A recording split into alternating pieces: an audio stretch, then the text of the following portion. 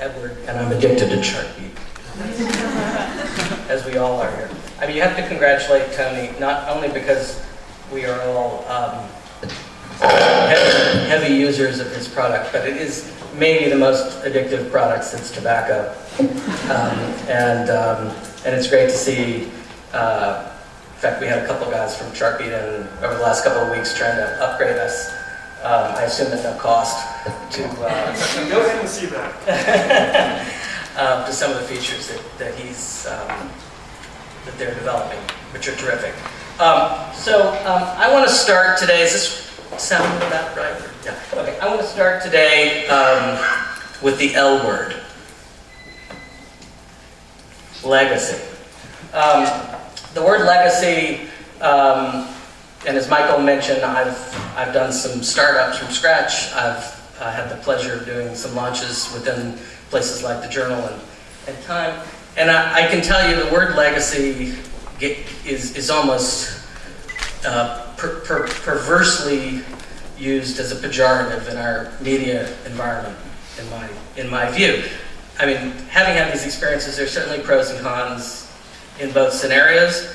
But there are enormous advantages that come from 91 years of legacy at a place like Time, in terms of trust at a time when nobody trusts most of us, in terms of access to interviews. We've got now more than 1,000 outside contributors who are not staffers at Time, from Lena Dunham to Kareem Abdul-Jabbar to Rand Paul and on, who just want to be part of our platform. It's a terrific advantage. We've got brand recognition around the world, and a kind of authority that helps us turn franchises like Person of the Year and Time 100 into global events. And while there are undoubtedly, and I live with them every day, scenarios, I live in a bureaucracy that you don't have when you're first starting your own company. But there are tremendous advantages, and I think one of the things that, one of the reasons I'm happy to be here today is because I think this is a crowd that totally gets it. The Spectator, after all, was created in the, I think, 70s, making it, as we say, older than Time. But in Time's case, to a surprising degree, a lot of what the place was about at the beginning is incredibly relevant today. I think in some ways even more relevant. And in my first week at Time, I started a year and a half ago, somebody handed me a memo that was written by Henry Luce, who founded Time in the 1920s. And it's an incredible document because while some of the language is a little antiquated, the basic ideas are, many of them, spot on for today's media environment. In fact, the name Time was chosen, along with the slogan, "It's brief," because on the fact that people don't have enough of it. As Tony was saying, the one thing you can't create is an additional hour in the 24 cycle. And so Time was created. It was really, as you can see, if you can read this, the first aggregator. No article could be longer than 400 words in length, as you see on the bottom row. I mean, it really was designed to be a trusted, efficient deliverer of information in a world where there was too much of it for any normal person to plow through.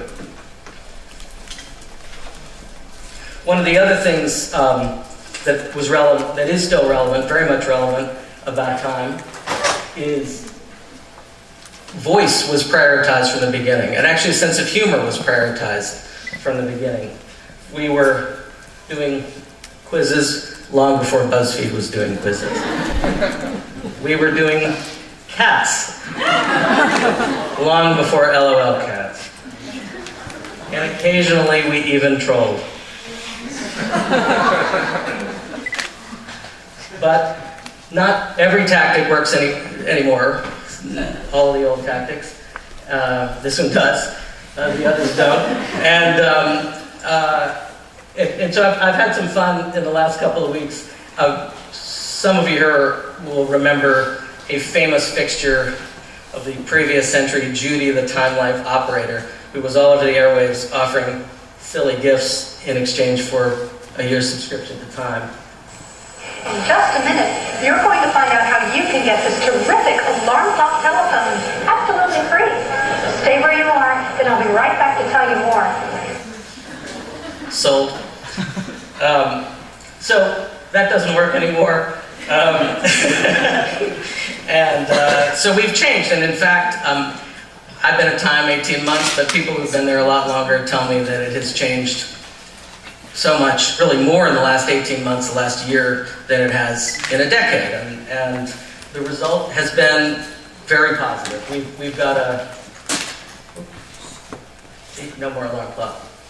We've got a bigger audience than we've ever had before, 21 million in print. We've got 50 million monthly visitors to the web, which is twice where we were. We've got half of those are mobile. We've got a social following of 22 million and a very fast-growing video presence, all things that really weren't even imaginable a decade ago.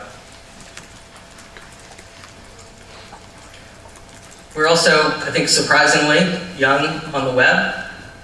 Our median age is 39, and 42% of our audience, this is according to Chartbeat, so take it up with Tony if you don't agree with it, as quoted by Ken Doctor.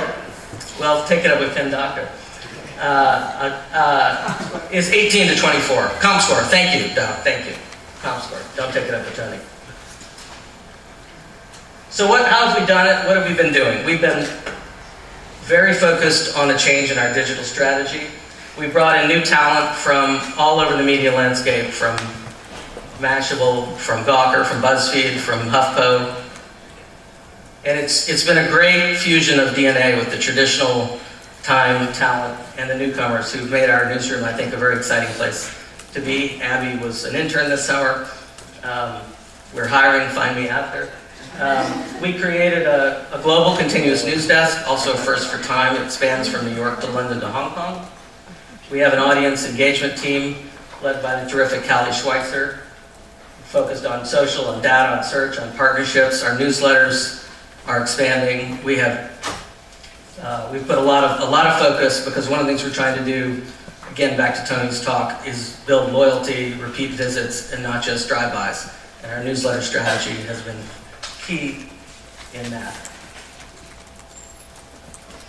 This is obvious to all of us now, but it's been a big change at Time, and that's going quite well. We've got 6.5 million on Twitter. We're at nearly 7 on Facebook. That tweet of the Pope, who was Person of the Year last year, was our most retweeted tweet ever, at just about 18,000. The second step of what we have done at Time is a redesign. And I've done enough redesigns over the years that I am fully convinced that no change in design ever changes your business. A content strategy can change your business. A sales strategy can change your business. A design change can lift your business. And it's been a great asset to us, but we, for very precise reasons, started with the content and then evolved from there to a design that we thought fit the content. The design is mobile first, because as I said, half our audience is now mobile. It's got an infinite scroll designed to keep you on as long as we can keep you. It emphasizes video. It's also article page first, because like all of us, more and more of our traffic is coming from search, from social. Search is an enormous factor at Time. I know there have been people in sites that have declared search over. Ours continues to grow, and it's a large part of our audience. And our aim with the new article page first design is essentially on the left rail there, you have the full array of what Time is offering at any given moment. So no matter what you came in for, you essentially have our homepage in front of you. Our core product on the site is called The Brief, which is, again, derived from our legacy. The briefing section of the magazine, which was our print aggregation, still is. The Brief is basically the 12 things you need to know right now. It's an email newsletter, as I mentioned, with 650,000 subscribers. We have terrific open rates. We have an audio version through our partners at Spoken Layer. And so you can listen to it on your commute. We have a video version. We've expanded video tremendously. 18 months ago, we were doing about 4 videos a week at Time. We're now doing 70. One of our regular segments is a video version of The Brief, and we also have a wide variety of other developing series, like our science. Jeff Kluger, who's a terrific Times science correspondent and wrote Apollo 13, does a segment called Science Cop, where he pounces on anti-vaccinators and things like that, and so on. So another aspect to what we've been doing is back to the legacy. Yes, part of our legacy is aggregation and efficient delivery of information, but part of it is graphics. We have a long tradition of beautifully designed, engaging print graphics. And so we set out to really translate that into the digital environment. We hired a guy named Chris Wilson from Yahoo, and he's built a team. And so that we now, again, back to Tony, it is a way, one of the things we discover over and over again is that terrific interactives keep people on the site. And they engage with them and they share them. This is just 2 samples of what Chris has done. He's terrific. Ranging from, if you remember, a year or so ago, maybe 6 months ago, there were some botched executions, and Chris compiled, there have been 15,000 executions in the US since 1700. Chris went through all of them and did a single chart with every one of them, method, and it's staggering, actually, an incredible single page on the web. And then we've had some fun, like this was, the one on the left was for the 10th anniversary of Facebook last fall, and Chris built a little algorithm that looked at your timeline and tells you how much time you've spent or wasted, depending on your point of view. This is my favorite interactive we've done in recent months. So, again, back to another aspect of our legacy tradition and time is long form and depth. And last spring, to coincide with the rebuilding of the now just opened New World Trade Center building, we did a package, print, digital, about the building of that building. And Jonathan Woods is our multimedia editor, literally climbed to the top with a Gigapan camera that he attached to a rod that extended from the top. It's the tallest point in the Western Hemisphere. And that Gigapan camera created, actually it's a Canon camera, with Gigapan technology, we created a 360-degree panorama. So, as you can see from the video that just played, the screen video, you can really, you can zoom in from the top of the World Trade Center all around this area. With that, we had it was also the cover of the magazine, and we did a red bordered film. Red Border Films is our long-form video effort. It's named for the red border around the magazine, and this will give you a sample of it.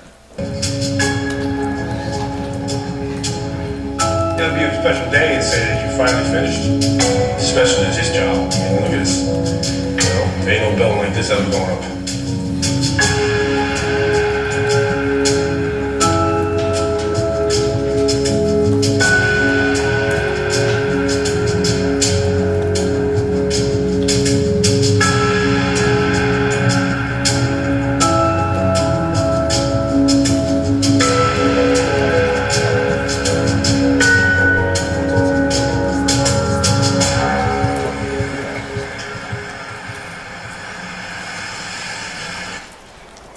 So I don't know if we're at a golden age of journalism at time, but it's silver, and we have hopes.